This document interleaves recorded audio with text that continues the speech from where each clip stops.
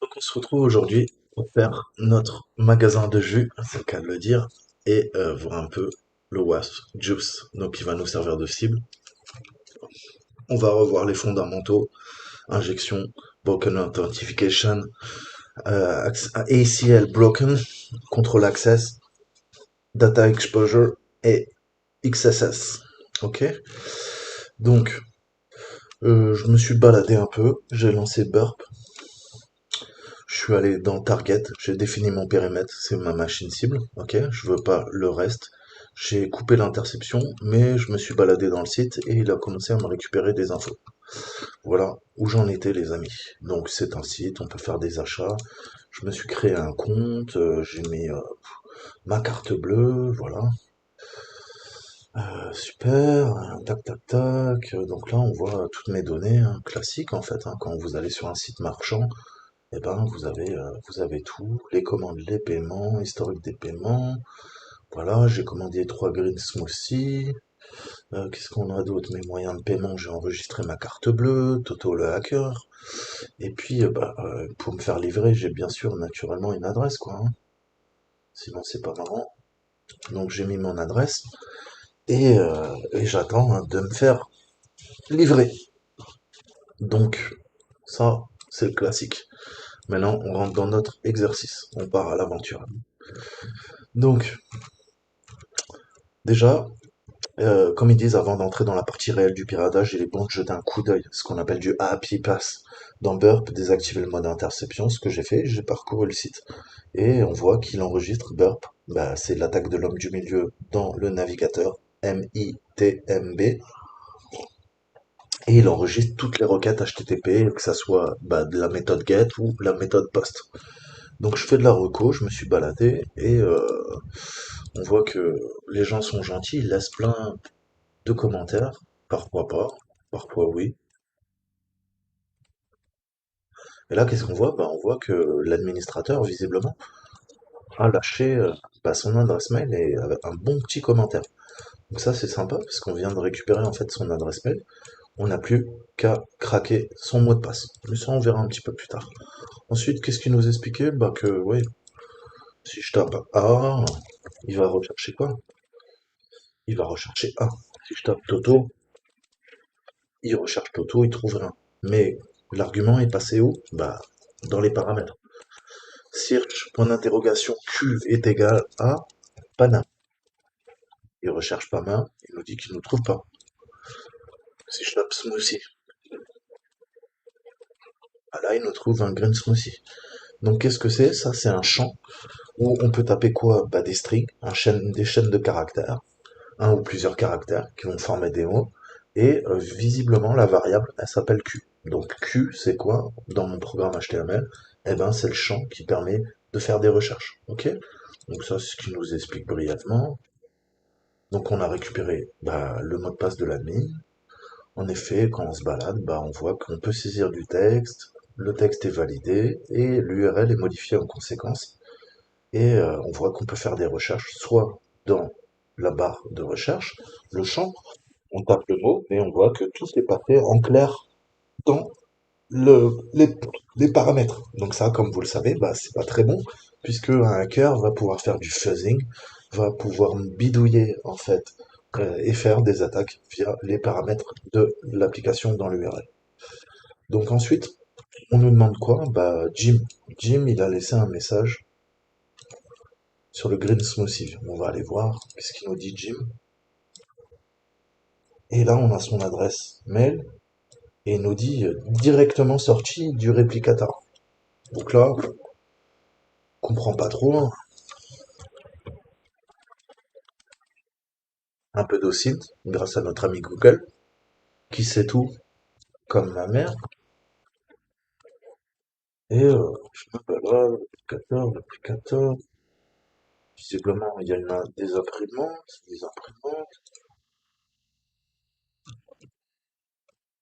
ok. Réplicator, cinquième génération, donc ça permet de faire des répliques en 3D. Ok.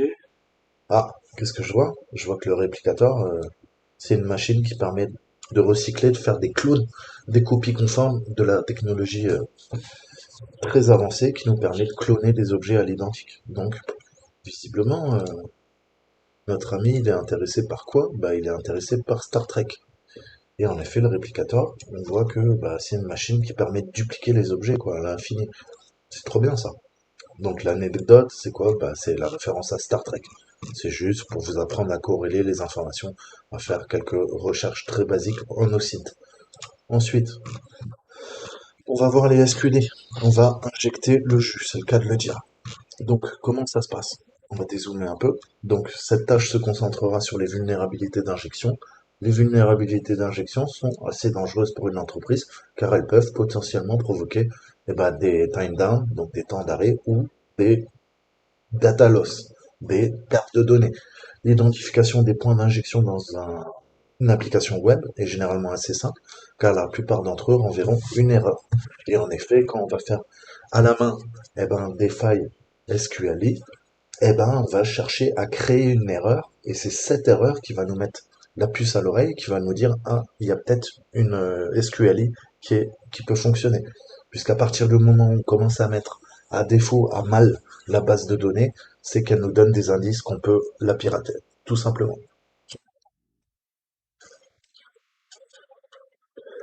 Donc, qu'est-ce qu'on va faire?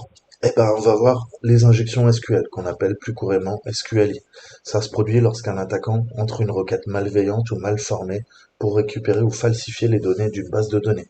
Dans certains cas, on pourra se connecter à des comptes. Ensuite, on a l'injection de commandes, command injection, attaque. Ça se produit quand les applications web prennent des entrées ou des données contrôlées par l'utilisateur et les exécutent en tant que commande système. Un attaquant peut altérer ces données pour exécuter ses propres commandes système. Ça peut être vu dans les applications qui effectuent par exemple des tests ping sur la machine mal configurée, où on va pouvoir injecter un web shell pour prendre la main à distance sur le serveur. Donc tout un tas de saloperies. Et on a aussi l'injection d'email. L'injection d'email, c'est une vulnérabilité de sécurité qui permet aux utilisateurs malveillants d'envoyer des emails sans autorisation préalable du serveur de messagerie. Là, ça se verra plutôt sur un serveur SMTP. Celles-ci se produisent lorsque l'attaquant ajoute des données supplémentaires au champ qui ne sont pas interprétées correctement par le serveur. Donc nous, on va se focaliser là aujourd'hui sur les SQLi. Et vous allez voir que on va se connecter au compte administrateur sans connaître le mot de passe. Donc vous allez me dire, mais c'est incroyable. Je vais vous dire, bah oui, c'est totalement incroyable. Donc comment on va faire ça? On va lancer l'interception. On. Qu'est-ce que je vais faire? Je vais forwarder, on va le laisser bosser, nickel. Et on va aller se balader. Et tout simplement, on va essayer de se connecter, euh, comme d'habitude en fait, au compte de l'admin en fait. Et voir un petit peu ce que ça dit. Donc là, je vais passer le proxy, je suis sur Burp Suite, 127.0.0.1, port 80.80, nickel. Et là, qu'est-ce que je vais faire? Je vais me déconnecter et je vais me connecter à un compte bidon. Ça, j'ai oublié. Je vais mettre A et A. Ça va être notre test. Donc là, c'est intercepté, ça bloque tout, ça fige, c'est normal. On fait l'attaque de l'homme du milieu.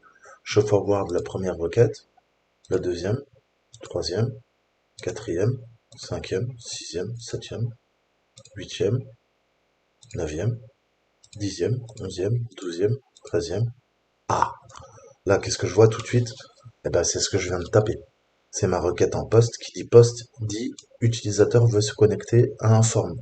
Form, c'est quoi? C'est un formulaire de login. On voit bien qu'il tape sur login et il y a une application via REST user login en protocole HTTP 1.1 sur notre machine et c'est bien les mots de passe que j'ai tapés. J'ai tapé A et A. Qu'est-ce qu'on peut faire maintenant? On peut bidouiller et faire du tampering. Donc là, on voit en effet lui aussi, il a fait AA et on va changer par exemple A à côté de l'email en ça et le transmettre au serveur. Donc là, qu'est-ce qu'on fait? Password reste A. On peut mettre Toto, on peut mettre Tata, on peut mettre Titi, on s'en fout. On va juste faire ça. On va faire un bypass SQLi. Alors là, vous allez me dire, mais qu'est-ce que c'est que ça, quoi? 1 est égal à 1, tiré, tiré, tiré. Et ben vous allez voir, je vais vous expliquer en détail. Donc là, qu'est-ce que je fais? Bah, je modifie ma requête. Et là, je lui dis, bah écoute, hop, ok, ça, qu'est-ce que je fais? Bah, je fais mon 1, or, 1 est égal à 1, et je mets mes commentaires. D'accord? Donc, email, email, je laisse mes deux points, et c'est collé. Autant pour moi. Il n'y a pas d'espace ici, il n'y a pas d'espace ici. Donc là, on est bon. J'ai mis un espace ici, j'ai mis un espace ici. Et là, bah, je vais renvoyer la requête.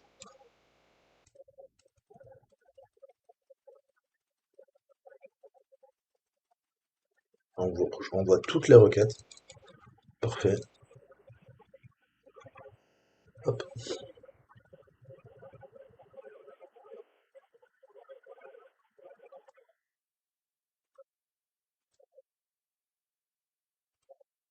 Je vais arrêter l'interception.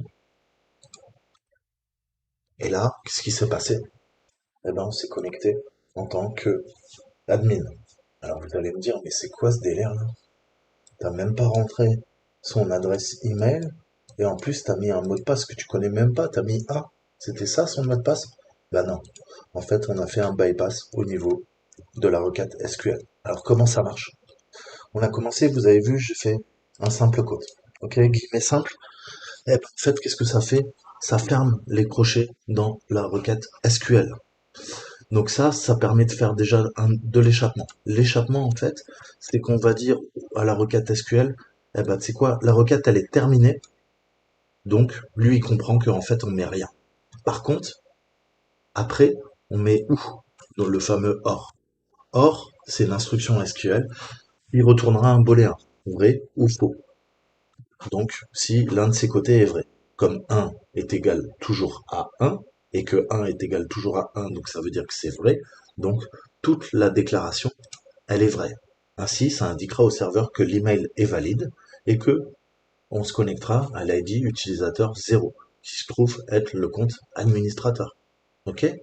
Donc, tac, tac, et on commente à la fin. Commente, c'est pareil, c'est une requête SQL mal formée qui va être interprétée et qui va dire en gros il n'y a pas de champ, tu coupes, fin de la requête SQL. Par contre, tu prends ça c'est toujours vrai, et je commente, et en gros la requête SQL elle va faire que boucler sur cette requête, comme on a mis des commentaires mais on met aucun commentaire après, et en gros, ça fait une sorte de boucle de programmation. Et la requête SQL, à la fin, elle dit, OK, c'est vrai, c'est vrai, c'est vrai, c'est vrai. Donc, c'est vrai, c'est vrai, c'est vrai, c'est vrai. Après, elle passe au deuxième champ. A, B, C, D, ce que vous voulez. C'est vrai, c'est vrai, c'est vrai, c'est vrai. Donc, si c'est vrai, c'est vrai, c'est vrai, c'est vrai, eh ben, c'est OK. Je te connecte. Et je te connecte en tant qu'administrateur. Donc, ça, c'est ce qu'on appelle un bypass, en fait. Et comme je vous disais, donc le caractère le tiré, c'est utilisé dans SQL pour commenter les données.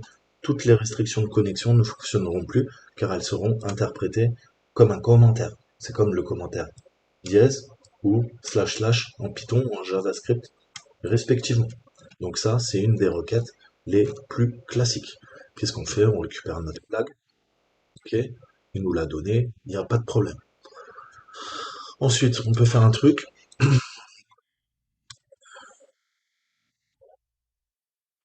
c'est que on peut accéder au scoreboard.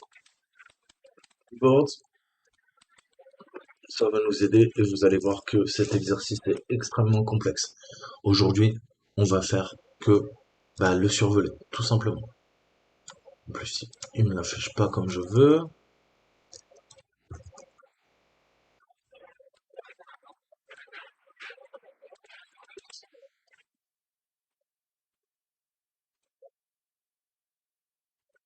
Hmm, voilà. Donc là, on peut récupérer et on voit tous les challenges, en fait. Et vous voyez qu'il y en a un paquet. Pour l'instant, on a accédé juste au scoreboard. Donc c'est classé par difficulté. On a différents types d'attaques. Et vous allez grimper, monter en niveau. Donc là, vous allez voir qu'il y a, je sais pas, doit y avoir une centaine d'exercices. On les fera, mais pas tout de suite. Aujourd'hui, on va faire que survoler l'application. Ça sera une brève introduction à Open Testing sur une application web. Et après, je vous ferai une vidéo, je pense, 4 heures ou 6 heures sur comment défoncer le juice shop de A à Z. Aujourd'hui, on va se focaliser sur notre exercice qui est beaucoup plus succinct. Donc, semblable à la question 1, si on veut se connecter avec ce mail, on va se connecter avec le compte de Bender. Pourquoi? Parce que ça va vérifier ça et ça va prendre uniquement les commentaires. Et comme mail, password, on va mettre A. On va voir.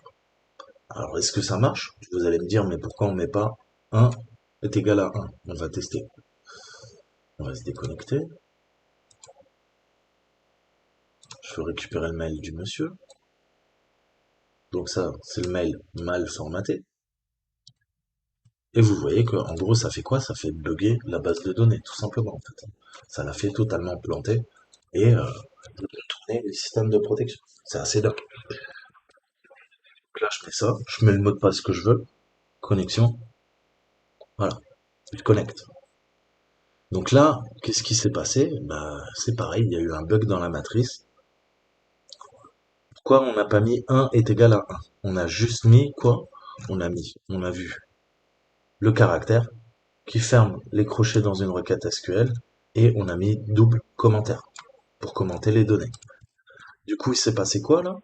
Comme l'adresse est valide, elle est bien dans la base de données, ce qui retourne toujours vrai est égal à vrai, moins 1 est égal à 1, vrai, c'est 1 moins 1, enfin c'est 1 est égal à 1, en gros, et nous avons pas besoin de forcer le système de protection.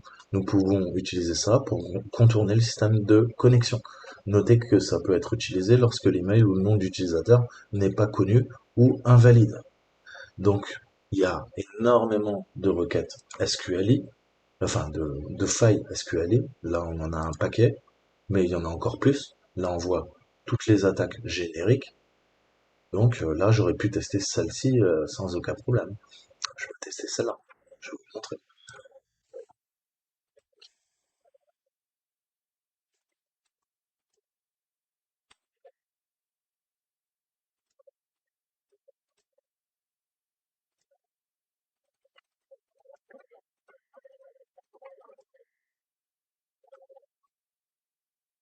On va faire l'interception.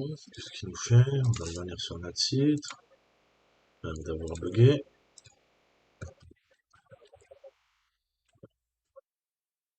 Connexion. Déconnexion.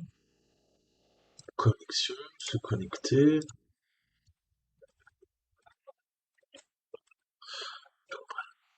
Requête. Bon, on va les essayer un par un. Donc. Ah, hop. Pourquoi il me la copie pas? Je comprends pas. Qu'est-ce qu'il me fait? Copier et tu veux pas me le copier en fait. Si. Donc ça passe pas. Donc c'est vraiment du die and retry. C'est ok. Vous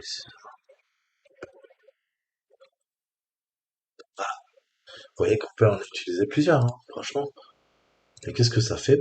Toutes ces attaques SQLi, ça va être des attaques génériques en fait, et ça va utiliser en fait des faiblesses dans l'application web qui vont permettre à un attaqueur de contrôler l'application et la base de données et à accéder à des données, les effacer, changer le comportement des données au sein de la base de données et faire des choses malicieuses, indésirables en envoyant toutes ces requêtes mal formées.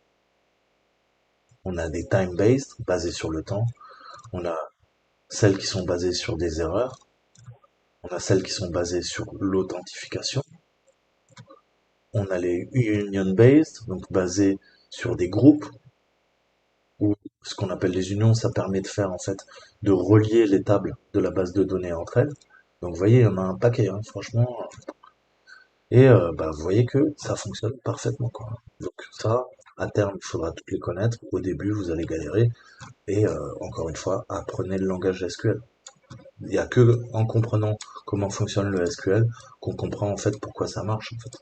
Parce que bah, une base de données, c'est relationnel, ça compare des éléments, ça additionne des éléments, ça soustrait, ça multiplie, ça divise des éléments, ça va requêter dans des colonnes, des lignes, ça va faire des jointures, et j'en passe et des meilleurs. Et bah, c'est sur des conditions. Là, si on lui dit que un est égal à un, l'ordinateur, il comprend que c'est vrai. Donc on va continuer le brute force. Sauf que bah, c'était un peu lent. Du coup, je suis allé voir le Père Noël. Et c'est Noël tout le temps. Et je suis allé récupérer un petit truc sur les internets, comme dirait quelqu'un. Et donc, voir un 399 € par utilisateur. Ça fait un peu beaucoup. Mais comme nous, c'est la crise, bon, on va utiliser nos talents.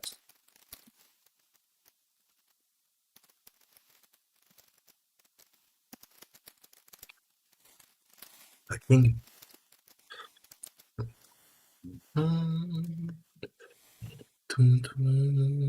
Oh, Beurre Pro 2020 zip. Sudo Beurre Pro. Hmm.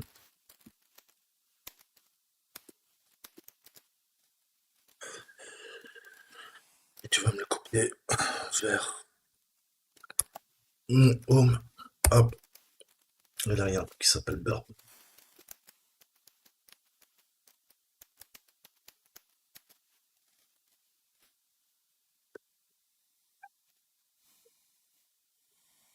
Mhm. Mhm.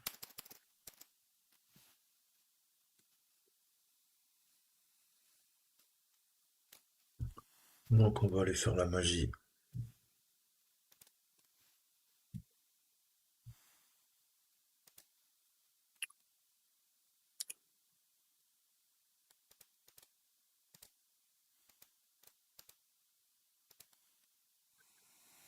MNT.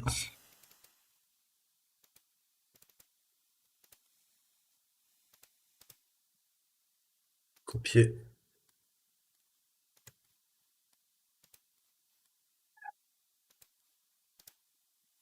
Coller.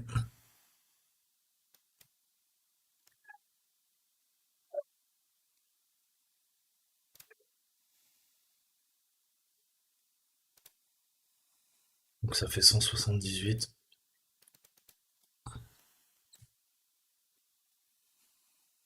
Ok. Donc, on va voir comment ça se passe.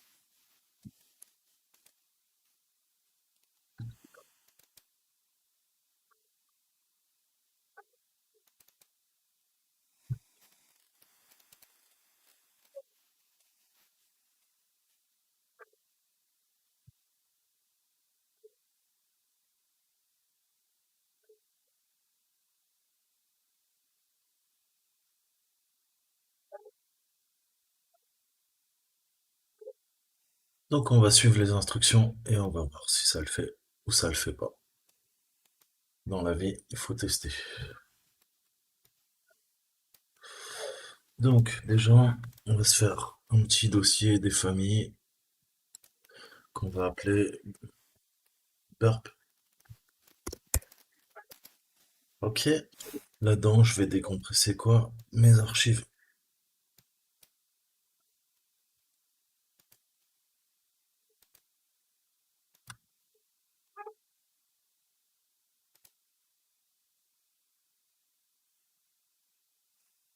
Ok.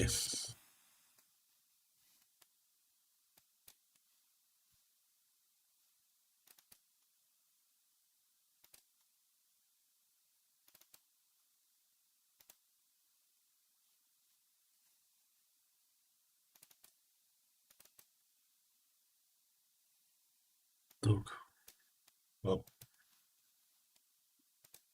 hop.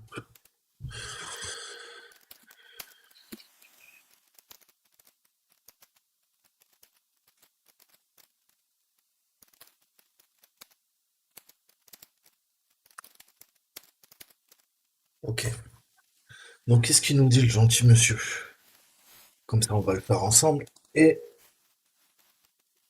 d'abord, on fait un petit sudo apt open. Ok, il est déjà installé. C'est fait, on va lancer. Donc là, ça fait quoi? Bah, ça crée une machine virtuelle, ça lance le jar, ça l'exécute. D'accord.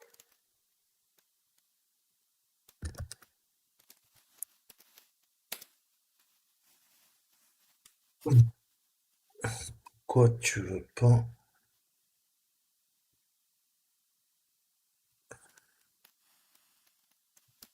Je vais pas penser.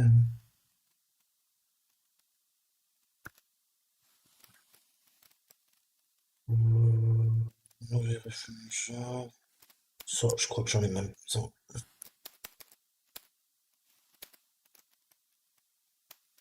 Ok.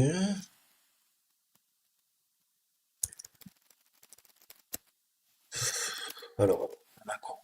Quoi. Ouais, ok, je sais pourquoi. Parce que déjà, c'est le 11, il n'y a pas de 11-2.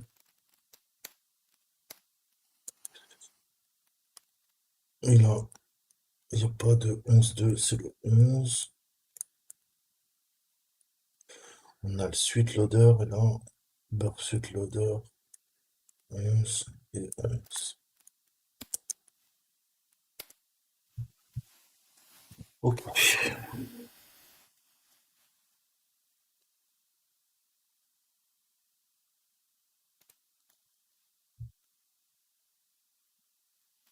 Donc, on attend, il nous demande la clé.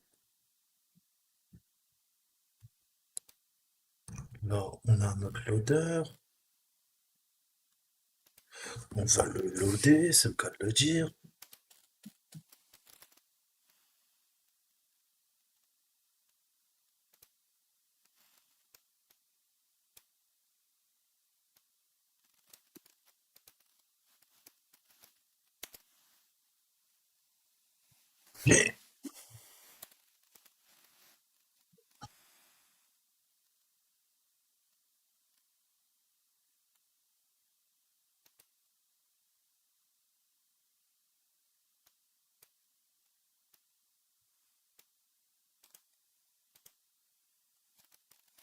Ça, je vais me le mettre dans mon petit readme pour être sûr. Là, enregistré. Qu'est-ce qu'on va faire maintenant? Qu'est-ce qu'il nous dit? Donc, copy the key from the loader et paste it dans Burp Suite. Ok. Copy the key from click manual activation and get the request data and activation request.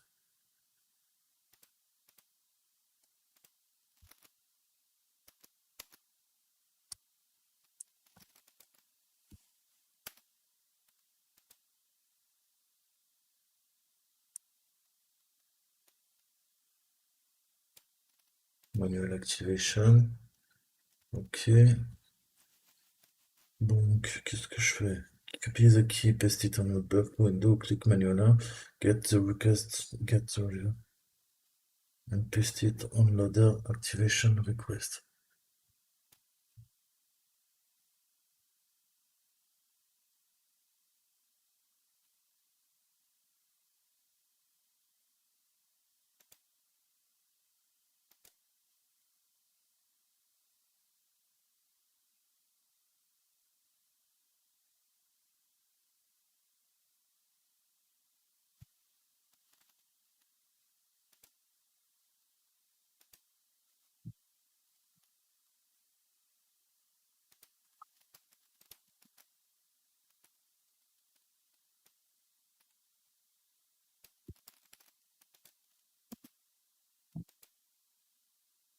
Ouh, c'est sexy ça.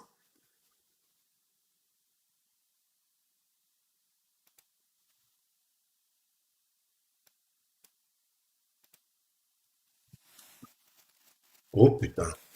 Et ben voilà. Une version à 400 balles gratuite. Ça, c'est sexy. Donc maintenant, qu'est-ce que je dois faire? Make an icon and paste. Tac, tac, tac, tac, tac.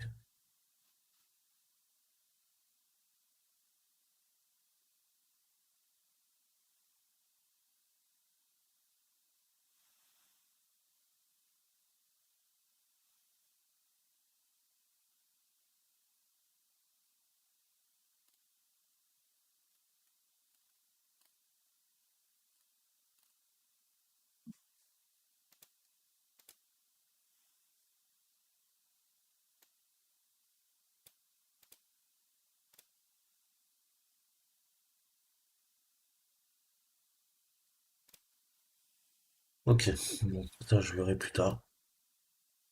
On va l'enregistrer. J'ai plus besoin de mon keylogger.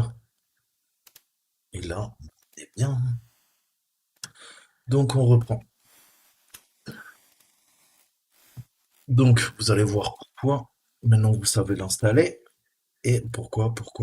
Parce que bah, ça mettait une plombe. Et qu'est-ce qu'on nous apprenait? Eh ben, à faire une attaque brute force. On a vu les SQLE dans la précédente vidéo. Et maintenant, on va lancer une attaque sur notre administrateur.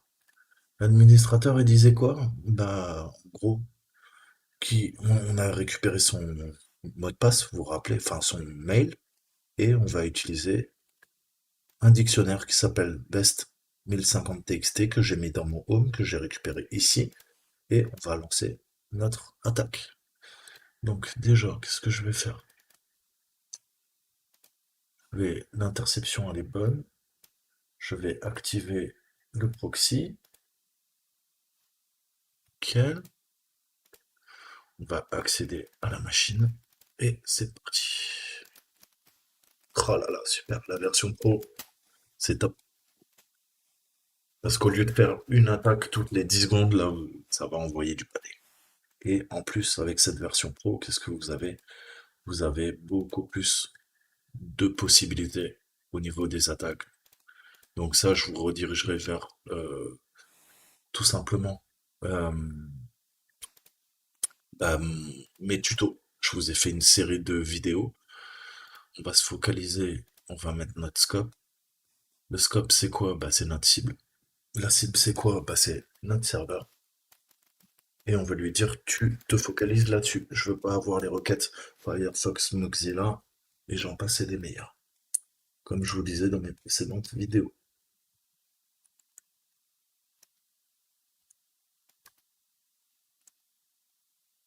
Kawin qui crache, bon, c'est pas grave, on a l'habitude.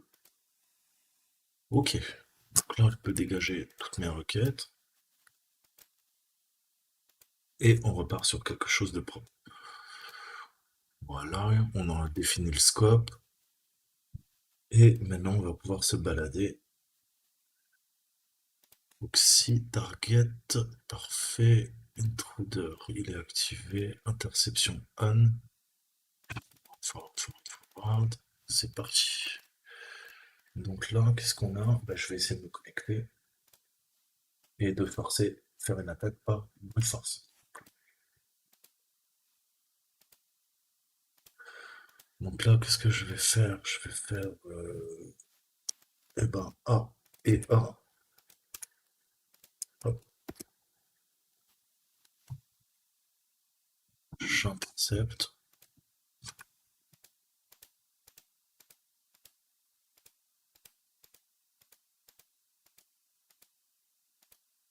Voilà, je prends la requête qui m'intéresse. On va faire un clic droit, l'envoyer à l'intruder. L'intruder, il est configuré, parfait. On passe en mode sniper, on fait un clear. Et qu'est-ce que je veux? Je veux sélectionner que le mot de passe. Je vais forcer le mot de passe avec mon dictionnaire.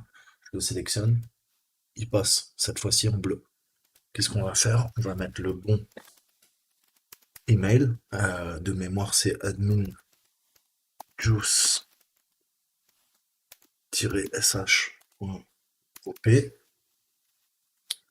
On va aller dans Payload, on va charger mon payload. On a dit que c'était le Bext et on a les 1050 mots de passe les plus utilisés en 2020. Et là, on lance l'attaque. Et là, ça va bombarder. Et ah ouais, carrément plus rapide. J'ai mis 10 minutes pour faire 67 requêtes. Là, en quelques secondes, bah, on les a toutes. Donc la version Pro est vraiment top. Vous voyez qu'on peut tester la 1049 combinaisons, je pense en 5 minutes, en brute force. Et donc, qu'est-ce qu'on attend? On va avoir bah, une longueur de bit qui va être considérablement réduite ou allongée. Et surtout, on cherche notre code d'erreur en 200. 401, on est en forbidden. Et vous voyez, regardez, une possibilité là, comment il l'attaque. On va le laisser tourner, on va voir en combien de temps. Et c'est ce que nous dit notre ami. 401, on est en non-authorized. 200, on est OK. On a vu que son mot de passe, c'est quoi? Bah, c'est admin 1, 2, 3. Il est là. Il n'y en a pas d'autre. Et vous voyez que la longueur en bits, elle est 2159. Donc, il y a deux trucs qui nous mettent la puce à l'oreille. C'est le code 200, OK, et la longueur. Avant, c'était 362, 362 et 1159. On voit que ça varie en fonction du code 200. C'est le seul qui a une longueur de bits comme ça. Et là, vous voyez, oh, la vitesse, comment je suis content d'avoir trouvé cette version de Burpsuit Pro. Et ouais, des fois, il faut se servir du hacking. C'est pas bien de pirater les logiciels, mais qu'est-ce que vous voulez? C'est la vie, hein, c'est comme ça. On n'a pas tous 400 € à donner tous les ans. Donc voilà, si vous voulez l'installer, je vous le mettrai en description. Et là, on vient de faire notre attaque. Et comment on peut le vérifier? C'est ça que c'est bon aussi. C'est que je peux faire réponse, render, non. Gros render, il veut pas me le rendre. Ça, c'est pas gentil.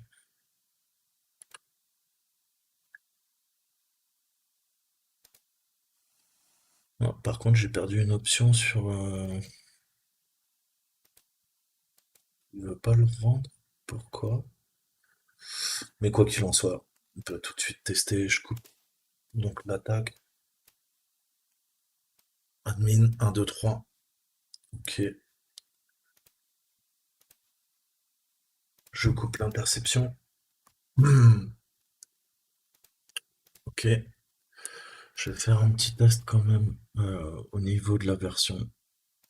Je comprends pas pourquoi il veut pas m'ouvrir le navigateur. Là, il va vérifier toutes les composantes. Ça a l'air bon. Je comprends pas pourquoi ça marche pas alors. On va faire une autre test.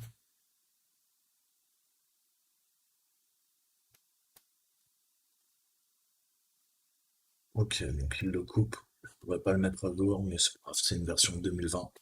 C'est parfait. Qu'est-ce que je peux faire d'autre? Diagnostic.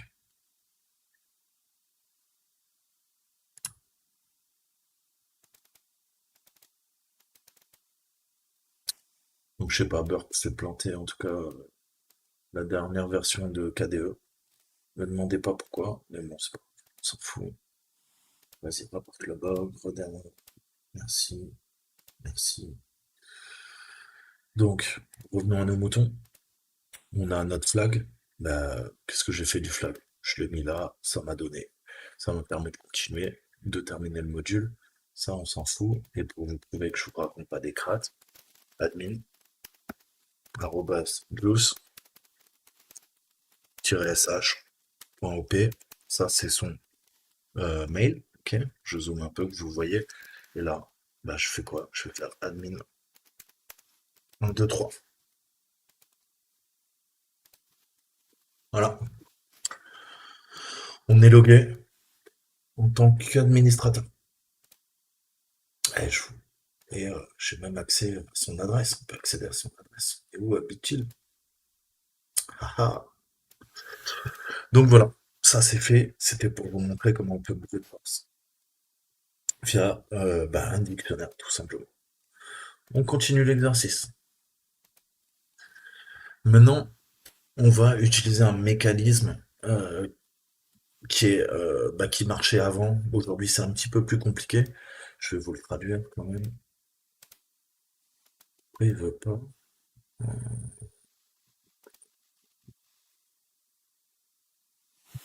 Je vais couper le proxy.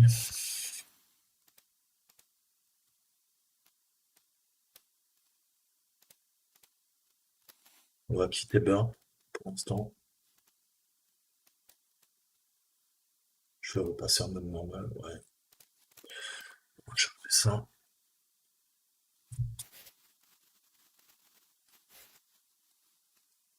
Je vais réactiver Manage Extension.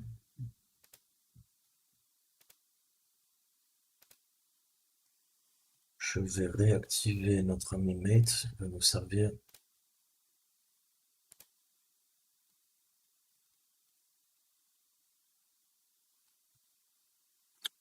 Voilà.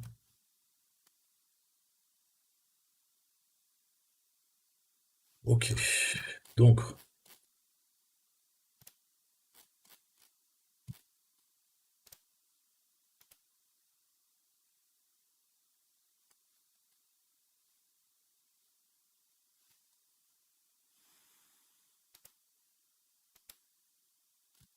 tu veux bien me le traduire, s'il te plaît?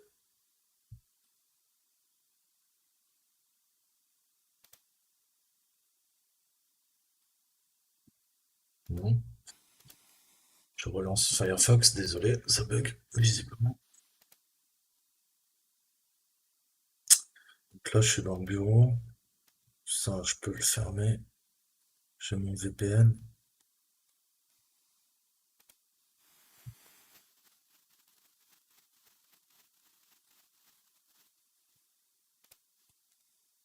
On retourne sur notre exercice.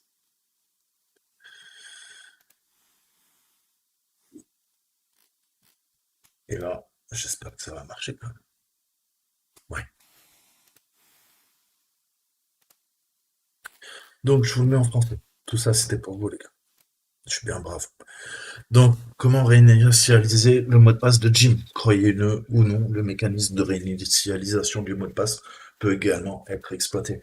Lorsqu'elle est saisie dans le champ, bah, le mot de passe, oublié, la question de sécurité de Jim est définie sur le deuxième prénom de votre aîné.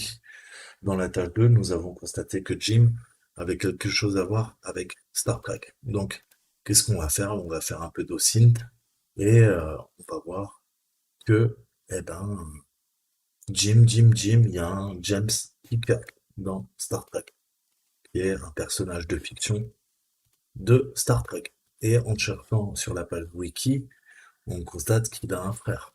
Là, qu'est-ce qu'on va faire? Deuxième prénom de votre aîné, on va chercher, on voit qu'on a un George Samuel Kirk. Donc, comment on peut faire? Eh ben, on va utiliser Samuel et on va essayer de deviner, on va bidouiller en fait et forcer la réinitialisation du mot de passe.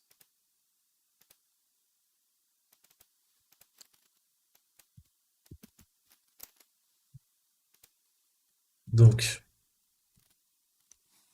Jim's Juice Shop, ok, je me délogue,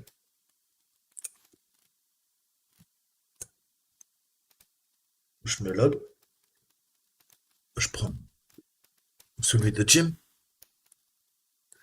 et je vais lui dire bah, j'ai oublié mon mot de passe.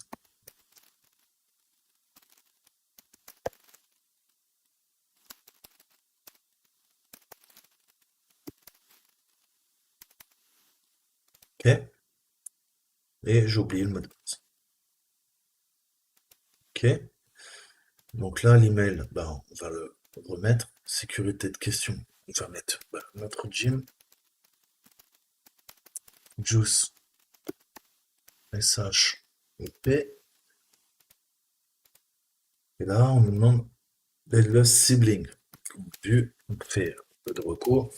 C'est un exemple, naturellement. Et là, je vais mettre Toto. Ok, je vais mettre Toto. Mais il n'est pas assez compliqué. Donc, je vais faire T, O, T majuscule, Toto, 75006. T majuscule, Toto, 75006. Ok. Et là, il me dit que c'est pas bon. Headless sibling. C'était bien Samuel. Avec une majuscule peut-être. Ouais, ça doit être sûrement ça.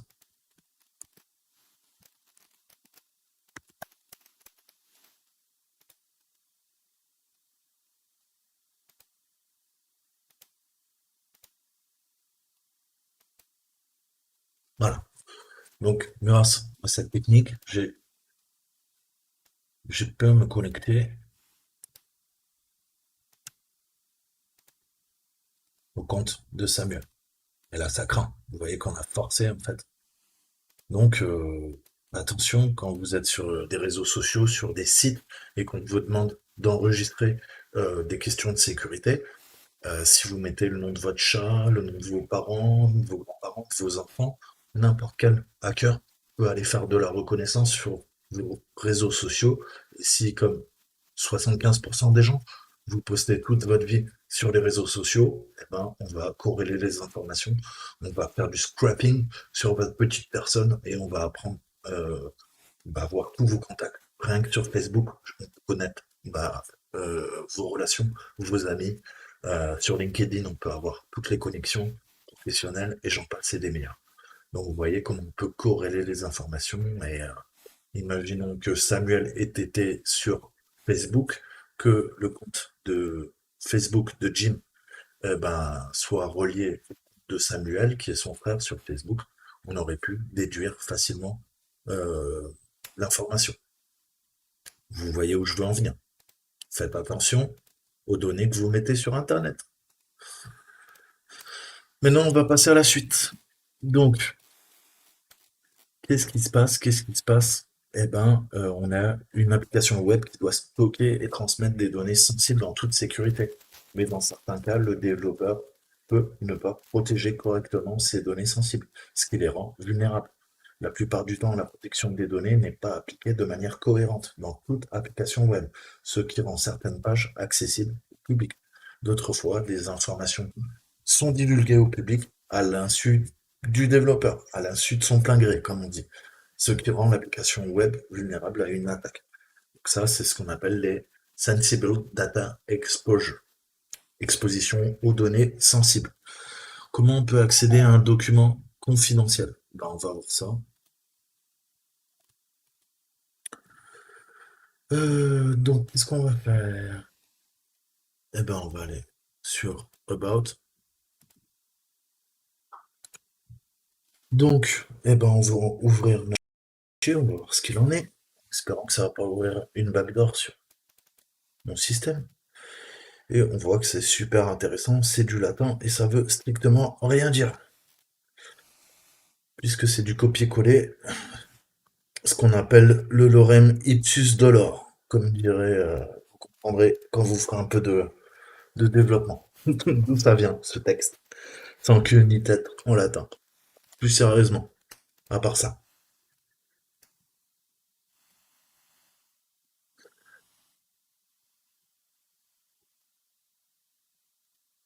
Donc ça, qu'est-ce que je peux faire en fait?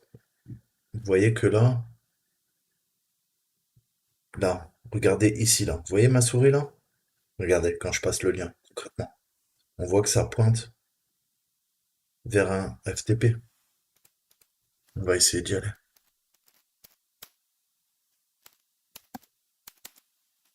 Voilà. Et là, vous voyez que ça craint un peu. Parce que, eh ben, on a des fichiers cryptés, j'en passais des meilleurs. Donc là, ça va, c'est chiffré encore. Mais on a les clés de chiffrement peut-être. On a les erreurs, on a tout ce qui est en quarantaine. On a des... Ouh, on a quoi? Ça, on dirait... ça ressemble furieusement à des web shells. Qu'est-ce qu'on pourrait pas faire avec tout ça? On va voir tout ça.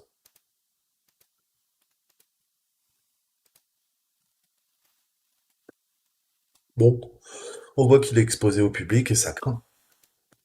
Donc on va télécharger, ils veulent le fichier acquisition, MD, le sauvegarder, et il semble qu'il y ait d'autres fichiers intéressants ici.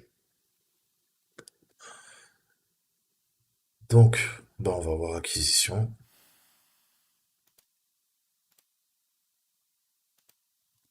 Mais vous comprendrez plus tard bah, que, en fait, là on fait pas tout l'exercice comme je vous disais. Maintenant que j'ai récupéré Burp Suite Pro, eh ben on le fera, mais plus tard. Je vous montrerai comment défoncer le site, faire toutes les attaques, il y en a plus d'une centaine. Là, on fait que survoler un petit peu le web pen testing, comme je vous disais. Je reviens dans mon répertoire. Ils veulent qu'on sauvegarde l'acquisition. C'est ce qu'on va faire.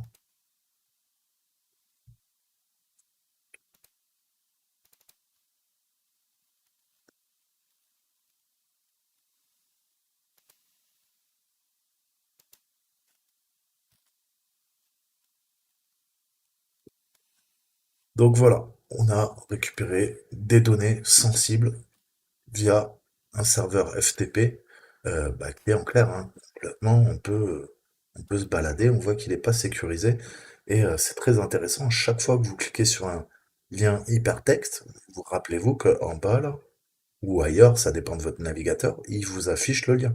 Donc ça permet de faire aussi du phasing. Vous baladez sur tous les liens, et vous regardez si c'est toujours à la racine où vous êtes, ou c'est à un endroit un petit peu bizarre. Bah là, ça pointe vers FTP. Donc je peux peut-être y accéder. Essayer. Donc maintenant, on va essayer d'usurper bah, notre compte. Et bah là, il n'y a plus la vidéo, c'est dommage aussi. Bon, je vous mets pas toute la vidéo, mais grosso modo, le truc anglais, c'est voyelle for zeros. Donc ça veut dire voyelle pour des zéros, par des zéros. Et donc, le mot de passe, on sait que c'est Juice Shop et Mister Noodle. Noodle, en fait, qu'est-ce qu'on a fait? C'est un peu ce qu'on appelle le lead speak. On a remplacé les zéros, enfin les deux O par des zéros. Donc ça, c'est pareil, quand vous créez des dictionnaires, vous pouvez faire des variations en lead speak. On verra plus tard avec Crunch, qui est un logiciel qui permet de gérer, de créer des dictionnaires à partir de rien. Et vous allez lui donner des masques, des règles. Et si vous lui donnez, par exemple, allez, on va faire très simple. Hum, Toto, Crunch, et il va vous faire, en fonction des règles que vous lui donnez, Toto, Toto 1, Toto 1, 2, Toto 1, 2, 3, Toto espace, Toto 1. Vous avez compris où je veux en venir.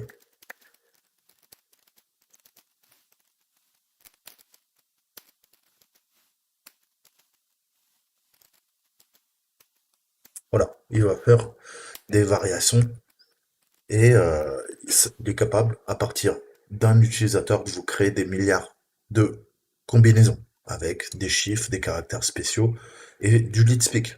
Là, Toto, ça devient T0, T0, ainsi de suite. Donc ça, on verra plus tard comment faire. Donc je passe, hein, vous inquiétez pas, le mot de passe, il fonctionne bien. Vous mettez Mister Noodles et eh ben, le compte MC Chef. Donc là, c'est pareil, gros, et c'était aller comprendre l'allusion. Mais bon, encore une fois, il faut comprendre l'anglais, parce que sinon, bah, on est un peu largué. Et voilà, on avait compris qu'en fait, c'était son mot de passe en lead speak, ce qu'on appelle du lead speak. Lead, ça veut dire élite, parce que les hackers, c'est l'élite proclamée. Et élite, en lead speak, c'est 1, 3, 3, 7. Et lead speak, littéralement, langage de l'élite. Ah, les hackers ont la grosse tête, je crois.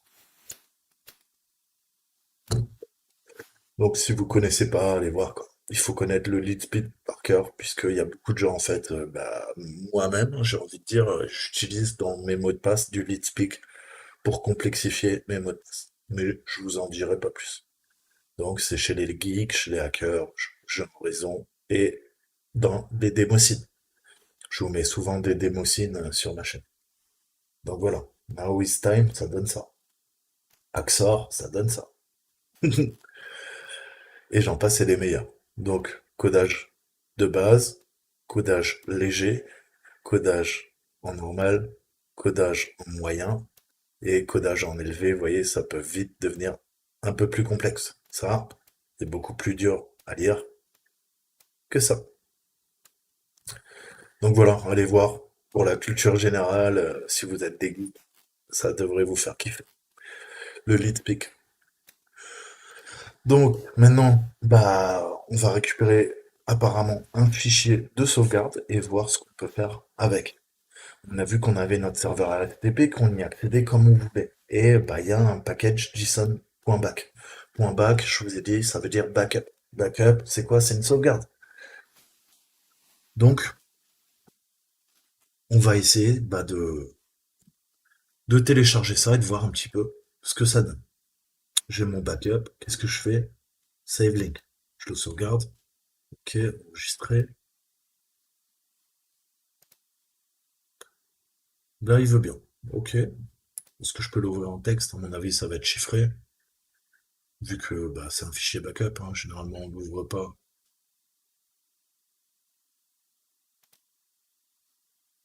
D'accord, ouais, il me l'ouvre avec le navigateur. Il n'est pas trop con avec Chromium.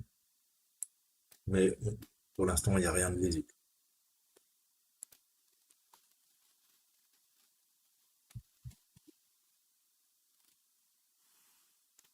Donc,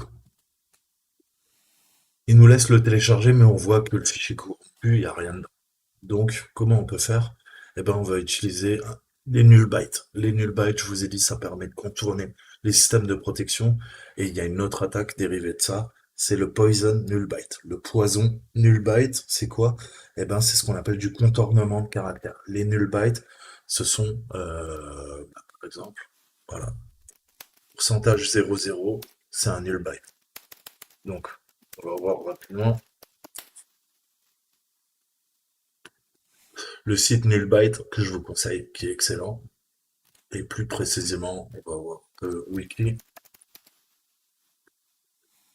Donc les caractères nuls, en bon français, c'est présent dans de nombreux jeux de caractères, donc de programmation.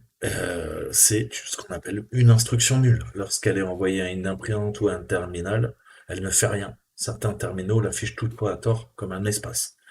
Donc, vous verrez, allez voir tout l'historique. Mais grosso modo, on peut faire des injections de null byte pour tromper en fait les systèmes, pour offusquer notre code, notre shell, nos web shells, et j'en passe et des meilleurs. Et on peut faire du poisoning. Poisoning, on va empoisonner le système pour lui faire ce qu'on veut. Donc comment ça se passe? Bah vous voyez, pourcentage 00. Donc, qu'est-ce qu'on va faire? Eh ben, on va encoder dans le format de l'URL notre poisoning. Le poisoning, bah là, on lui demande d'afficher le package JSON back, mais avant de mettre l'extension MD, on va lui ajouter un null byte. Le null byte, ici en l'occurrence, ça sera pourcentage 2500. Et là, on verra que avant on était en 403. Ça nous laisse même télécharger, mais le fichier est vide, donc ça marche pas. Là, on va voir la différence. Donc, on va prendre notre package JSON.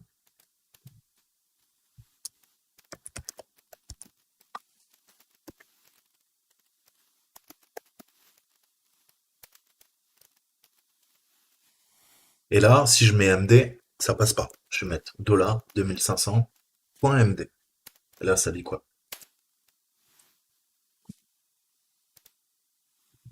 Voilà. Tout à l'heure, c'était vide. Là, on récupère tout le fichier JSON. Donc, les null bytes, super, super, super utile. C'est pareil, c'est là, on commence à rentrer dans les techniques d'offuscation. Offuscation, de poisoning. On peut, comme je vous disais, utiliser des caractères nuls pour encoder nos payloads et tromper les systèmes adverses. On peut s'en servir pour contourner des protections sur des serveurs web. Et là, on n'a plus notre 403 Forbidden, c'est un code 200, il nous laisse télécharger le fichier. Vous voyez la puissance du truc, avec juste des caractères spéciaux. Alors pour nous, ça paraît tout con, c'est pourcentage 2500. Pour la machine, bah, ça l'a fait bugger. Donc un octet poison nul, c'est un terminateur nul, on appelle ça aussi, en plaçant un caractère nul dans la chaîne. Et là, c'est quoi? C'est une chaîne de caractères. À un certain octet, la chaîne indiquera au serveur de se terminer à ce stade, annulant le reste de la chaîne. Donc ça, il faudra creuser, on y reviendra. C'est une brève introduction aux null bytes. Donc ensuite, on va voir les broken access. Les systèmes modernes permettent à plusieurs utilisateurs d'avoir accès à différentes pages. Les administrateurs utilisent le plus souvent une page d'administration pour modifier, ajouter ou supprimer différents éléments d'un site web. Vous pouvez les utiliser lorsque vous créez un site web avec des programmes tels que Weebly ou Wix. Je vais juste regarder un truc parce que je sais pas pourquoi. J'ai mon ventilateur qui tourne à fond. Ouais, ouais, pourtant. Je sais pas. Il doit y avoir mon antivirus qui tourne. Je suis désolé pour le bruit si c'est le cas.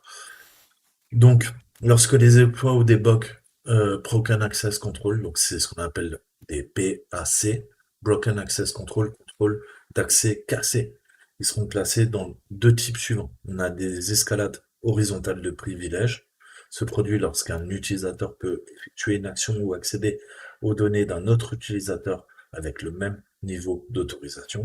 C'est ce qu'on appelle le pivotement latéral en bon français, et l'escalade verticale de privilèges qui est la vraie privesque, l'escalade de privilèges, en fait. En bon français, ça, c'est un déplacement latéral, mouvement latéral, pivotage latéral.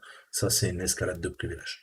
On parle d'escalade de privilèges aussi en horizontal, mais quand vous voyez le terme, c'est surtout pour parler de la verticale. Pourquoi? Parce que c'est la verticale qui nous permet de faire la vraie escalade de privilèges. C'est lorsqu'un utilisateur peut effectuer une action et accéder aux données d'un autre utilisateur, mais cette fois-ci avec un niveau d'autorisation plus élevé. Je passe du compte de Bob et je deviens administrateur. Route. Et c'est ce que cherchent les hackers. Ok? Donc le broken access, comment ça se passe? On a Bobby, c'est nous, le l'acteur malicieux, et il va aller taper sur tous les utilisateurs de l'application web jusqu'à trouver un compte qui va lui permettre de pivoter vers le support, et à partir du support, peut-être il pourra passer enfin au compte de l'admin. Donc on voit que les utilisateurs de l'application sont au même niveau que nous, que Bobby, notre hacker, donc ça, c'est pivotement horizontal. Et petit à petit, on arrive à creuser, à élever nos privilèges comme le support. Le support, il a les droits un peu supérieurs aux utilisateurs de l'application, mais il n'a pas encore tous les droits comme le root, le zéro sur la machine. Et à partir du support, on va essayer de rebondir et attaquer l'administrateur. Donc, toujours plusieurs étapes. Horizontale tout le temps d'abord, ensuite verticale, jusqu'à arriver au Saint Graal. Le Ghost in the Shell, le dieu dans la machine, le fantôme dans la machine, l'administrateur. Ok? Donc ça, c'est les contrôles d'accès, grosso modo. On va essayer de les casser en fait. Donc tout d'abord, on va ouvrir le debugger Firefox, ou Source, ça s'appelle, sur Chrome, et on va accéder au menu développeur. Donc, ensuite, on va actualiser la page et rechercher un fichier JavaScript qui s'appelle main.es2015.js. Donc, comment on peut faire? On va aller sur notre page. Je pense que c'est toujours la même machine. Ouais.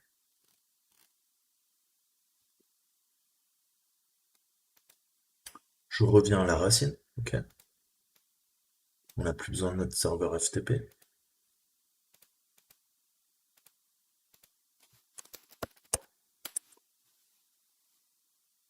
Et donc là, on accède à notre inspect element, mode développeur.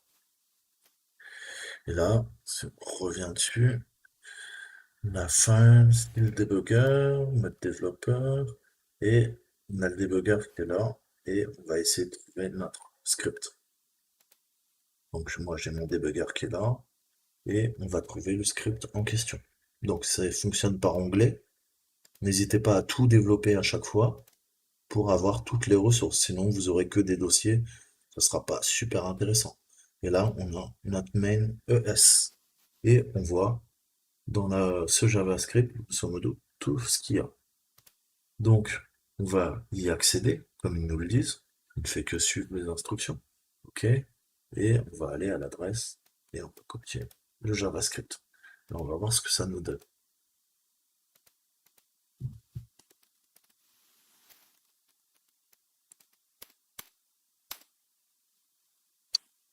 Donc là, on voit que le JavaScript, il est compacté. C'est Tout est collé à la suite. Donc, vous voyez que pour un humain, c'est un petit peu compliqué à lire, hein. Mais l'ordinateur, lui, il n'a pas peur, hein. Il interprète le JavaScript et il n'y a pas de souci. Pour nous, c'est un peu indigeste. Il faut être très très bon en JavaScript et puis bon, faut suivant, parce que là, il y a quelques lignes. Donc vous voyez où je veux en venir.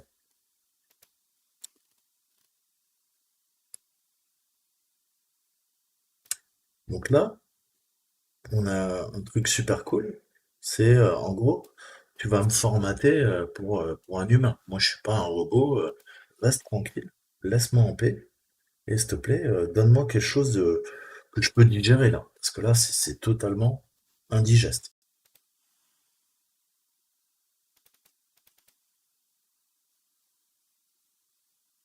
Donc on clique là, tranquillement, et ça charge. Et là-dedans, qu'est-ce qu'on peut faire? Ben, on peut faire une petite recherche, si je dis pas de bêtises. CTRL F.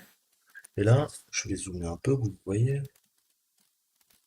Je peux pas zoomer, ça c'est pas très gentil. J'espère que ça sera assez gros, les amis. Je peux pas faire autrement, je suis désolé.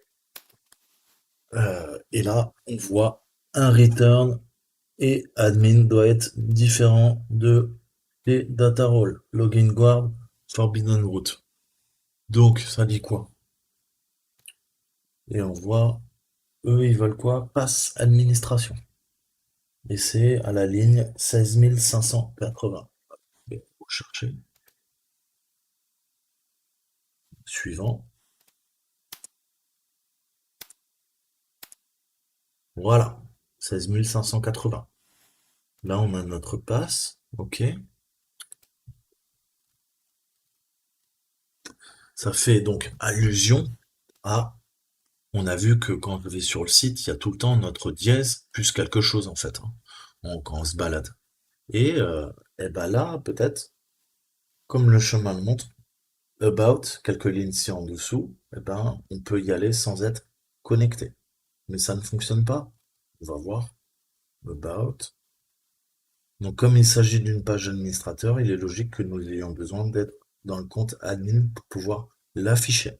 Un bon moyen d'empêcher les utilisateurs d'y accéder et de ne charger que les parties de l'application qui doivent être utilisées par eux. Cela empêche les informations sensibles, telles qu'une page d'administration, d'être divulguées ou consultées.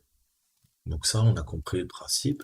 Moi, je suis pas en admin, je peux quand même essayer de forcer admin, mais à mon avis, il va me dire au revoir. Qu'est-ce qu'il me dit? Il me dit rien du tout. On est d'accord. Je peux essayer administration. Vous voyez que je suis automatiquement redirigé vers autre chose. Je peux me déloguer, essayer de re-rentrer.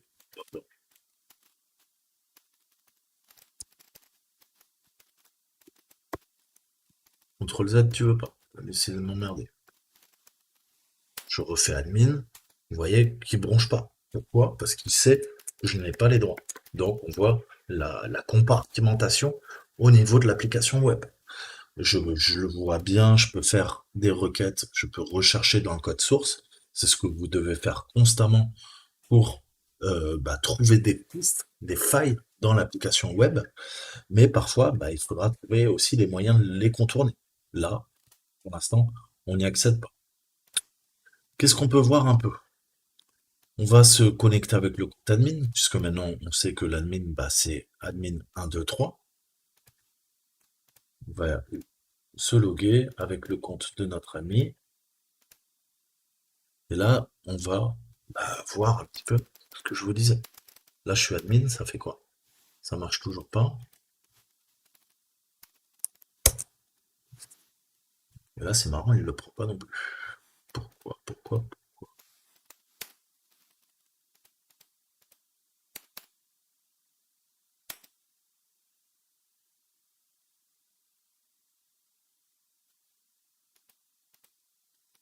Charge. Début de chargement, mais ça n'a pas l'air très convaincant. Ok. Donc là, je sais pas pourquoi, il me charge rien. J'espère que c'est pas un plugin à moi qui fout la merde. Non. Mais on verra plus tard dans le cours comment y accéder de façon à ce truc admin. Ne vous inquiétez pas. On verra comment lui faire la main. On va continuer le module. pas perdre trop de temps, que la vidéo fasse pas des heures. Et on va voir comment exploiter maintenant eh ben, le panier d'un autre utilisateur. Ça serait bien, par exemple, de pouvoir accéder au panier de Madame Michu, savoir ce qu'elle achète. Et encore plus fou, est-ce qu'on pourrait pas, à la place de Madame Michu ou de l'administrateur, sur l'application web, commander pour 10 000 dollars de jus de fruits? Et c'est pas nous qui allons payer, puisque bah, on sait que notre administrateur, il a même une carte bleue qui est enregistrée. Oh, My Payment Option. On va y arriver. Oui, voilà. J'ai deux cartes en plus de crédit, donc c'est tip top. Je vais pouvoir faire des achats, m'ajouter même une nouvelle adresse et me faire livrer chez moi avec la carte bleue de l'administrateur. Je vous fais des analogies, c'est de l'humour. Vous voyez, ou dans un cas concret, dans la vraie vie, ce qu'on peut faire en tant que hacker. Je vous en dis pas plus. Donc, on va relancer notre ami Burt. Je vais savoir si mon crack a marqué ou pas. Ça va être le moment de vérité, on va le relancer. Et qu'est-ce que j'ai fait tout à l'heure? Eh ben, j'ai enregistré justement la commande et je vais voir quelle commande je dois utiliser pour que ça fonctionne, tout simplement. Donc, je suis bien dans mon répertoire, ouais. Je vais tester cette commande et voir laquelle fonctionne. Comme ça, vous saurez vous aussi. Donc ça ne marche pas. Donc, je teste l'autre méthode et l'autre méthode, c'est Java Adjunct.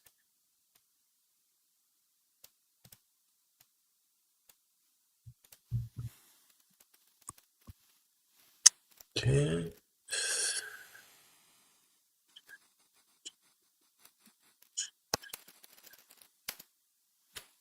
Ok. Est-ce qu'il faut le recraquer ou pas? C'est ça le truc.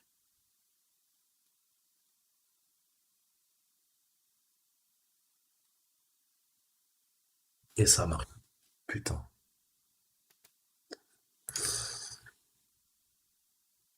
Dis-moi que t'es encore. Ouais, il est encore enregistré et vous devez avoir l'utilisateur NCA. Ok? Donc, faites exactement comme moi dans la vidéo pour le craquer. Je vous enverrai le fichier zip et vous suivez les instructions, vous les traduisez en français si vous galérez. Sinon, vous regardez ma vidéo, je l'ai fait sous vos yeux. En quelques minutes. Et donc, vous oubliez, parce qu'il vous dit de lancer cette commande, celle-là, vous l'oubliez. On va l'effacer et vous passez à la dernière. Voilà, qui est là. Et grosso modo, comment on fait?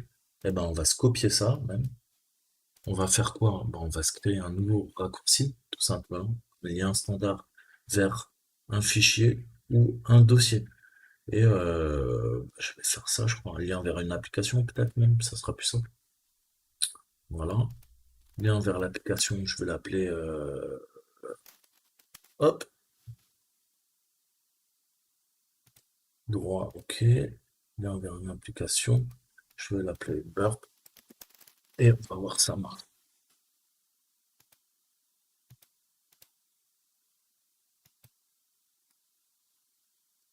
Alors, excusez-moi, hein, je teste parce que j'avais jamais testé, j'avais jamais craqué Burp Suite, c'est la première fois. Et j'avoue que c'est de la balle. Là, on a toutes les options, il vous détecte toutes les failles directement, on verra ça plus tard, vous inquiétez pas, je vais vous faire un full tuto maintenant qu'on a la version pro, c'est top. Donc je ferme, on va voir si mon lien marche.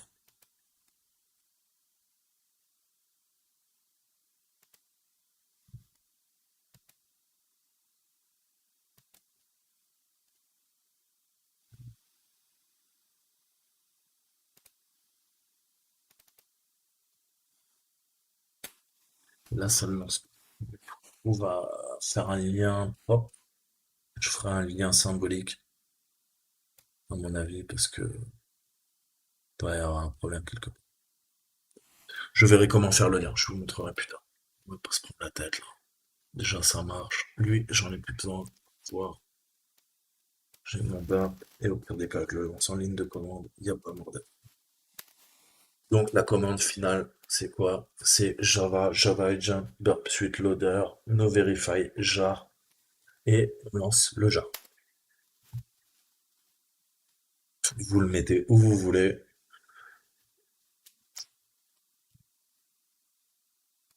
Donc, revenons à nos moutons. Next. Start.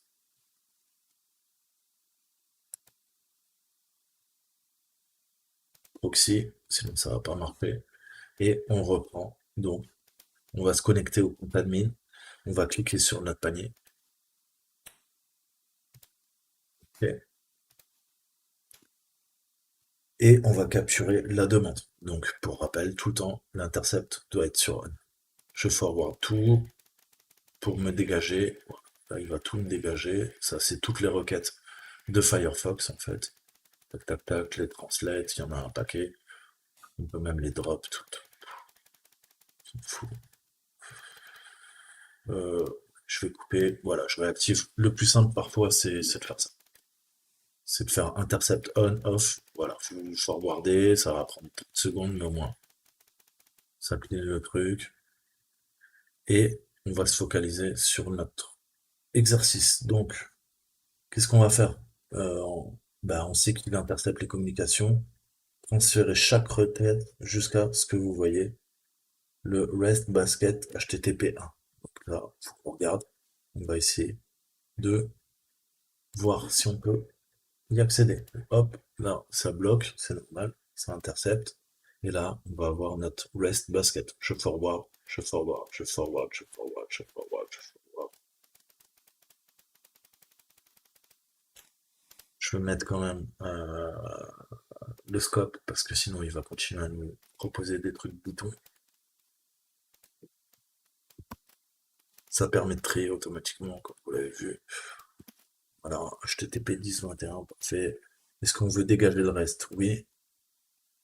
Voilà, et là vous passez, vous voyez, vous passez dans un mode spécial. Pour repasser en mode normal, vous faites re-enable. Donc là, je forward, je forward. On va intercepter. Je reprends. J'intercepte. Je reclique sur le panier.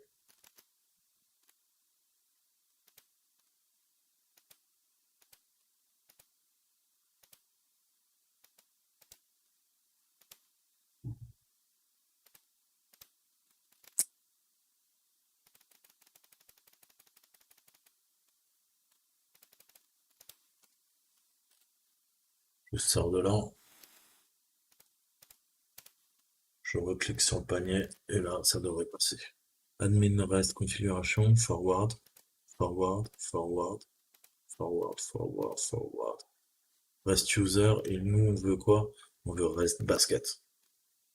Forward. Forward. Forward. Forward. Forward. Reste basket. On est dessus. Une fois que vous êtes dessus, vous ne faites plus rien, vous ne bougez plus. C'est ça qu'on veut. Et donc, est-ce que je peux zoomer? Non, je peux toujours pas zoomer. Donc, je suis désolé, c'est comme ça. Donc, on a récupéré notre méthode get et il fait un get sur l'arborescence REST basket et c'est le protocole HTTP 1.1. Ok? Maintenant, nous allons changer le numéro 1 après basket en 2. Donc là, on était en basket 1 et on va passer en basket 2. Et là, il va nous montrer, eh ben, comme on a vu dans les précédentes vidéos au WASP, on va se balader et en fait, on va faire du pass traversal. On va accéder à des paniers qui ne nous appartiennent pas. Donc, là, je suis sur mon basket 1. On le passe en basket 2. Et là, bah, il y a juste à modifier la requête en temps réel. Je mets 2. Et qu'est-ce qu'on fait? Ben, on la reroute via le proxy forward. Forward, forward, forward.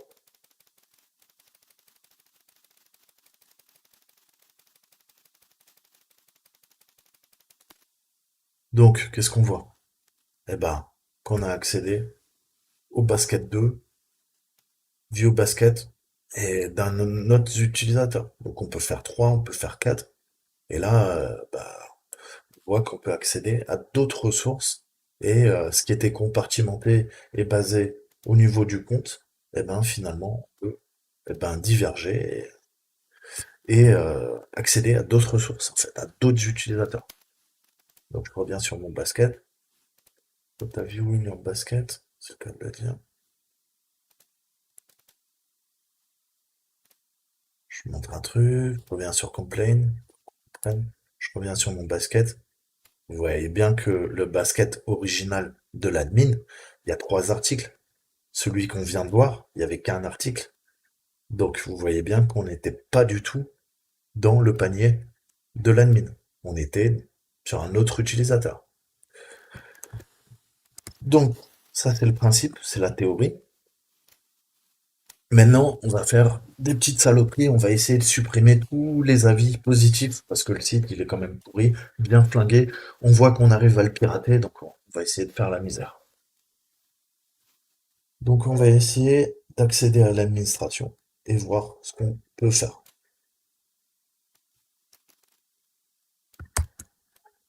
Est-ce qu'on peut y accéder au moins? C'est ça la question.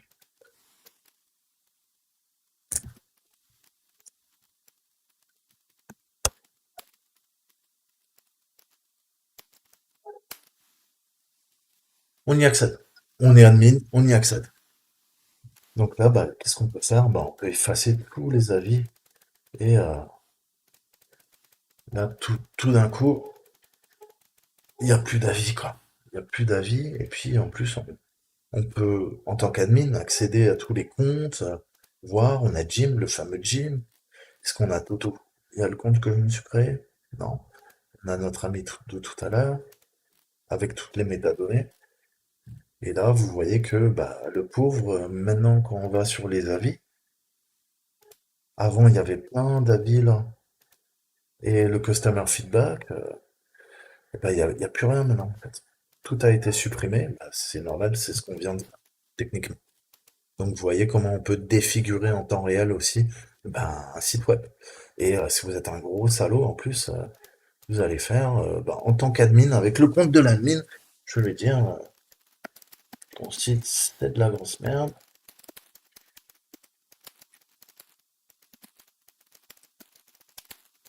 Voilà.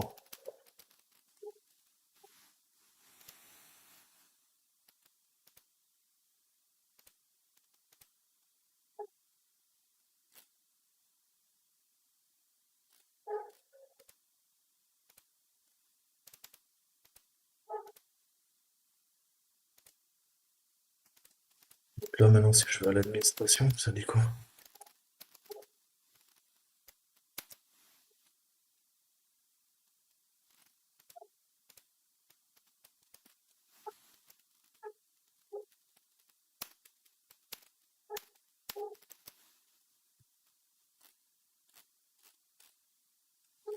Voilà. Donc là, on a supprimé.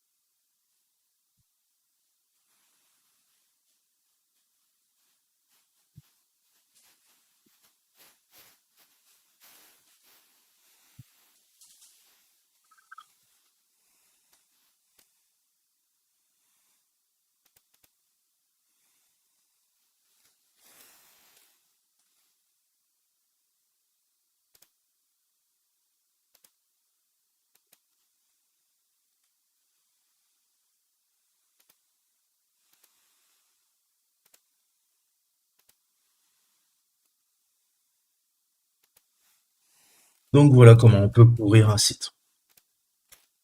Et maintenant, on va voir un petit peu la dernière partie.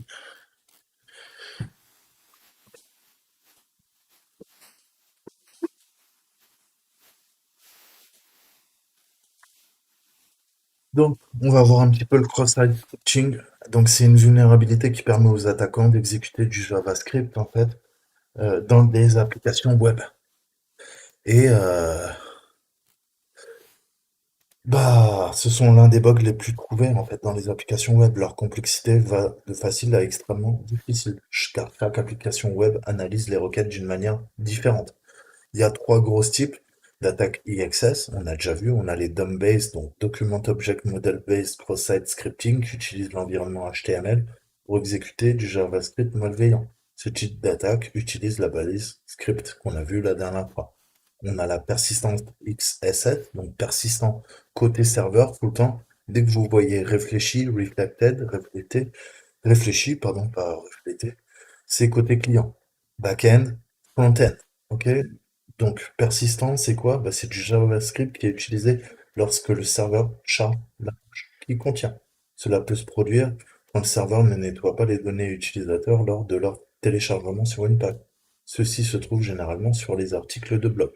Donc, attention, ça peut être très très violent, hein, ce type d'attaque. Vous allez sur des blogs, par exemple WordPress ou n'importe où en fait, hein, n'importe quel blog. Si jamais il y a du code malicieux JavaScript qui est implémenté dans le code, la page source, le code source, bah vous allez sur le blog d'un hacker et il va vous pirater, hein. Ça va ouvrir un web shell sur votre machine. Attention. Il y en a beaucoup qui le font, hein, c'est des gros bâtards.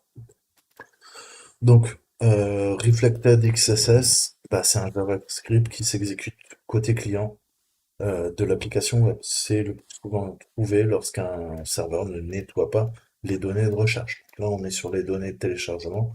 Là, on est sur des données de recherche. Donc là, on va faire simple, on va effectuer un dumping XSS et on va utiliser donc ce qu'on appelle un iframe en fait. L'iframe, c'est bah, du code JavaScript avec une balise d'alerte JavaScript. L'iframe, généralement, on met un SRC. SRC, ça demande une source. La source, on la définit, c'est ce qu'on veut, ou l'endroit où se retrouve la source. Donc là, on peut le voir, il n'y a pas de problème. Je vais rentrer ça là-dedans, vous allez voir que ça va le faire bugger.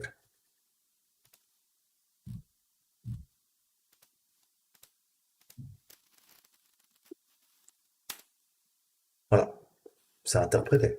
Maintenant, j'aurais pu changer, peu importe, hein. Voilà. Avec, vous pouvez faire apparaître des pop-up comme ça. Et donc, c'est utilisé aussi parce que parfois sur certains sites, vous avez des pop-up pour vous dire ceci, cela. Mais on peut s'en servir parce que là, c'est une alerte, mais là, on peut demander d'exécuter un payload, une charge utile. Et ça va pirater votre navigateur web. Attention, c'est très très dangereux, hein. C'est pour ça, on croit toujours, je vous dis, tous les blogs de hackers, tous les sites de streaming où vous avez des films gratuits, si vous n'avez pas des extensions qui bloquent tout ça, vous allez vous faire pirater, mais en deux, sans le savoir. Il y a pas besoin de télécharger des torrents, des jeux pirates, hein. Vous allez sur tous ces sites-là. Tous ces sites-là. C'est de la grosse merde. Et en plus, c'est fait par les mêmes gars. Mais moi, j'y allais, hein, aussi, j'étais jeune et fou avant. Alors, streaming. Donc, il y en a, c'est legit, mais il y en a, vous allez voir, il y a plein de trucs qui s'ouvrent, streaming 1, 2, 3, streaming 1, voilà, voilà, voilà, voilà. Et vous allez voir que vous allez avoir des attaques. Alors, si vous avez un bon antivirus, il va vous les bloquer. Mais sur Linux, il n'y a pas d'antivirus. Donc, attention. Attention à ce que vous faites. Donc, on voit bien que, bah, là, on exécute dans la barre de recherche, eh ben, un DOM XSS. Lui, il attend quoi? Bah, moins un smoothie à la menthe, et au lieu de lui mettre smoothie à la menthe, on lui met cette chaîne de caractères.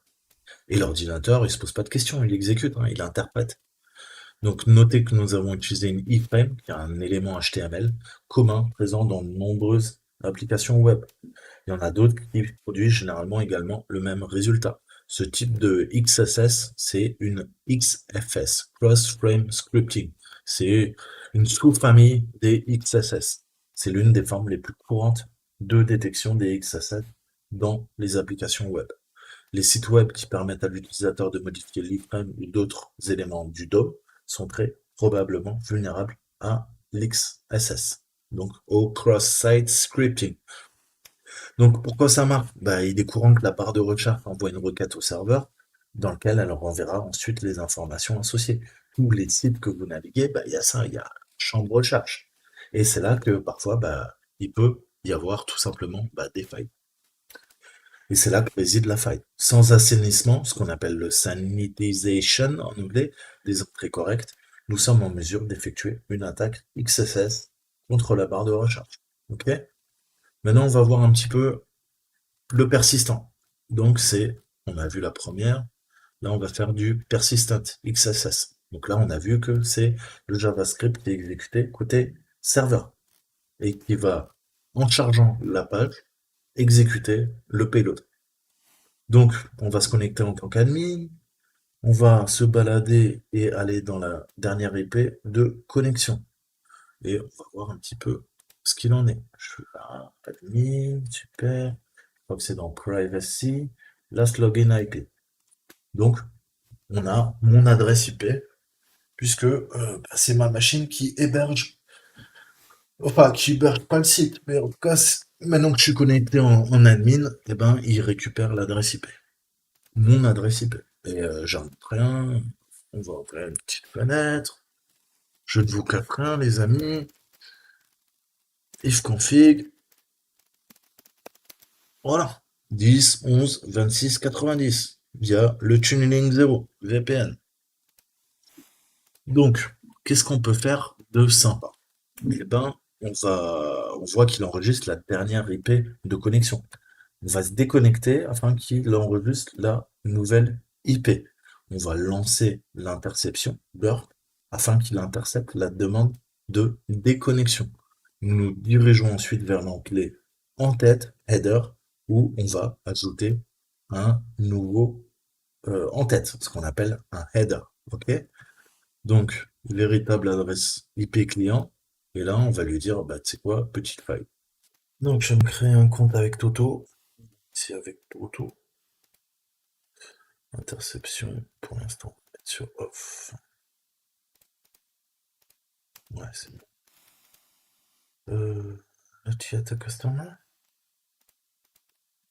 Ouais, Toto. SFR.fr. 75 Tout 6. C'est qui m'a dit que je l'ai. Et attends. Qu'est-ce qu'il en me passe? Comment ça marche pas? Comment ça marche pas?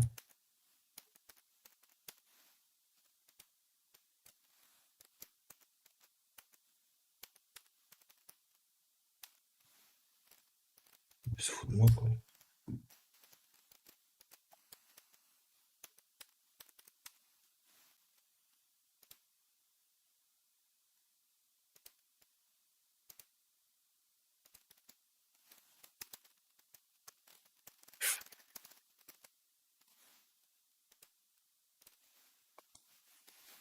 Hop. Non, non.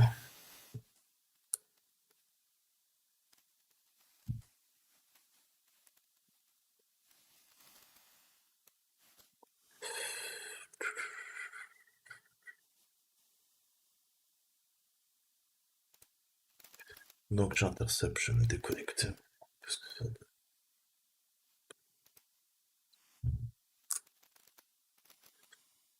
That is on. Disconnect. Forward. Forward. Et voilà, on a la requête. Ajouter request header. Ça s'appelle comment? Client. Ok. Voir un petit peu comment c'est. 3 clients, IP, en tirer.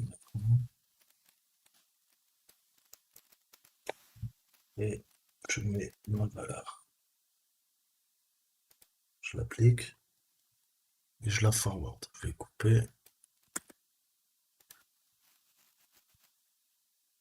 Et là, si je me reconnecte, vous allez voir qu'on va se bouffer l'attaque XSS. Donc, si vous mettez un payload, dès que Toto se reconnecte sur le site, ça peut être un administrateur, et il se fait pirater.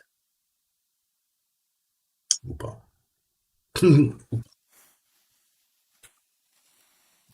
Mais là, je sais pas pourquoi il l'a pas affiché. C'est bizarre. Bon, je sais pas, là ça a bugué, je suis désolé les amis. J'ai pas envie de me prendre la tête pour essayer de trouver. Mais grosso modo, ça exécute notre charge utile dès que la personne se reconnecte. Et comme c'est pas sanitized, on n'a pas nettoyé les requêtes, qu'est-ce qui se passe? Dès que vous apparaissez, on aurait dû avoir notre fenêtre XSS, ok, qui était contenue dans le cookie. Donc ça, on voit comment ça peut être sacrément violent en fait en termes d'attaque, hein. Dès que la personne se connecte au site, bim, elle est piratée, on peut faire plein de saloperies. Donc, on va terminer et on va voir la reflected. Donc, la reflected, on sait que maintenant c'est côté client, ok? Donc, on va sur la bonne page pour effectuer la XSS réfléchie. On va se connecter au compte admin et accéder à l'historique du compte. Et là, on va voir ce qu'on peut faire. Donc là, je me déco, je me reco. Donc on a vu que c'était juice sh.op et admin 1, 2, 3. Donc là, on est bon. Je vais aller dans son basket, c'est ça qu'il veut.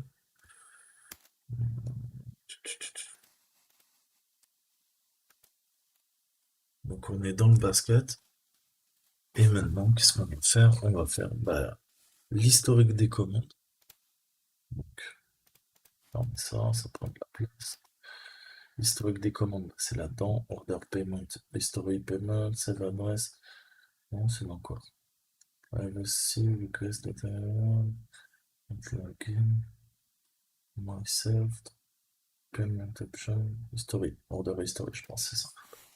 Ok. Qu'est-ce qu'on peut faire à partir de là? On va avoir un icône camion. Ok. En cliquant dessus, ça vous amènera à la page des résultats de la piste. Vous verrez également qu'il existe un identifiant associé. On a un track result avec un ID, en effet. Là, on va réutiliser notre iPhone. Je vais reprendre.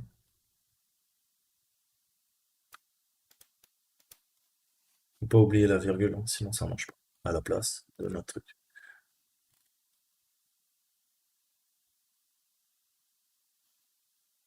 Donc le serveur aura une table de recherche ou une base de données selon le type de chercheur pour chaque ID de suivi.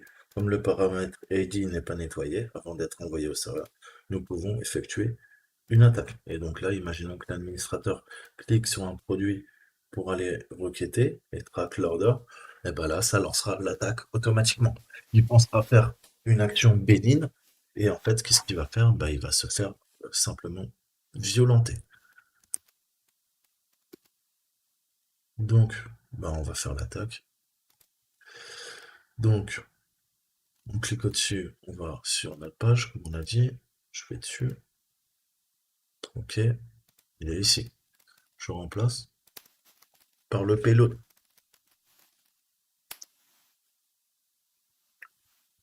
Ok, donc là, on est cool.